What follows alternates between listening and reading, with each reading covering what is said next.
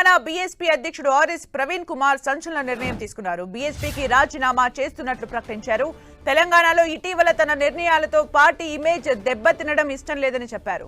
పొత్తు ఒప్పందంలో ఎన్ని ఒడిదుడుకులు వచ్చినా ముందుకు సాగాల్సిందేనన్నారు. బీఆర్ఎస్ బీఎస్పీ మధ్య పొత్తును భగ్నం చేసేందుకు బీజేపీ విశ్వ ప్రయత్నాలు చేస్తోందని ఆరోపించారు. రాజీనామా ప్రకటన తర్వాత బీఆర్ఎస్ అధినేత కేసీఆర్ తో సమావేశమయ్యారు ఆర్ఎస్ ప్రవీణ్ కుమార్. ఆయన బీఆర్ఎస్ లో చేరే అవకాశం ఉంది.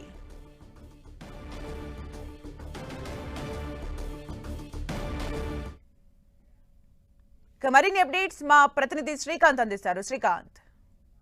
సుమిత్ర, కొద్దిసేపటి క్రితం బీఎస్పీ రాష్ట్ర అధ్యక్షులుగా ఉన్న ఆర్ఎస్ ప్రవీణ్ కుమార్ బీఎస్పీని వీడుతున్నట్టు ప్రకటించారు. ఈ ట్వీట్ చేయగానే వెంటనే బీఆర్ఎస్ పార్టీ అధినేత మాజీ ముఖ్యమంత్రి కేసీఆర్ నివాసానికి వెళ్ళి కలుసుకోవడం జరిగింది. ప్రస్తుతం కేసీఆర్తో ఆర్ఎస్ ప్రవీణ్ కుమార్ భేటీ కావడం జరిగింది.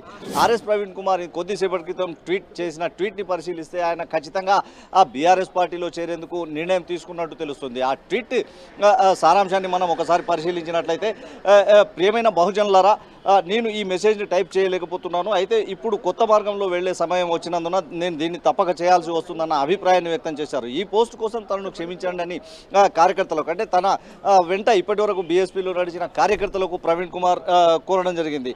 బరువెక్కిన హృదయంతో బహుజన్ సమాజ్ పార్టీని వీడాలని నిర్ణయించుకున్నాను.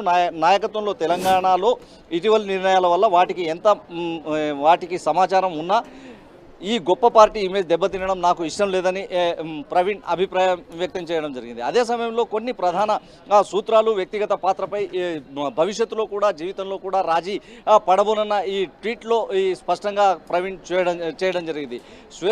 అంటే రాష్ట్రంలో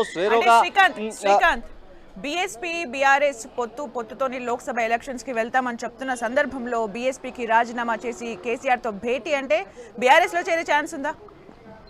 ఖచ్చితంగా ఆర్ఎస్ ప్రవీణ్ కుమార్ బీఆర్ఎస్లో చేరేందుకే రెడీ అవుతున్నట్టు మనకు సమాచారం అవుతుంది. అయితే మొదటి రోజు బీఆర్ఎస్ అధినేత కేసీఆర్తో జరిపిన చర్చల సందర్భంగానే ఈ అంశం తెరపైకి వచ్చింది. అయితే బీఆర్ఎస్ బీఎస్పీ పొత్తు కుదర్చడంతో బీఎస్పీ అభ్యర్థిగా ప్రవీణ్ కుమార్ రంగంలో ఉంటారన్న ఒక ప్రచారం జరిగింది. అయితే దీనిపై పార్టీ అటు బీఆర్ఎస్ కానీ బీఎస్పీ కానీ ప్రవీణ్ కుమార్ అభ్యర్థిత్వాన్ని ఖరారు చేస్తున్నట్లు ఎవరూ అధికారికంగా ప్రకటించలేదు. కానీ కొంతమంది బీఆర్ఎస్ పార్టీ నేతలు మాత్రం ఖచ్చితంగా బీఎస్పీ పార్టీ నుంచి ప్రవీణ్ కుమార్ వీడి బీఆర్ఎస్ పార్టీగా అభ్యర్థిగానే పోటీ చేస్తారన్న అనుమానాలను వ్యక్తం చేశారు. అదే ఈ రోజు నిజమైందని చెప్పుకోవచ్చు.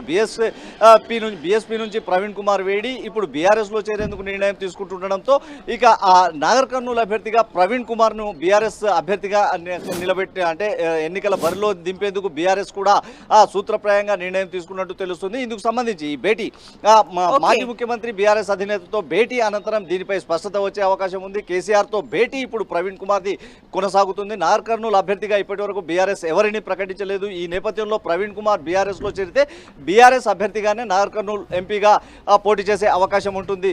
Sumitra, thank you Srikanth for the updates.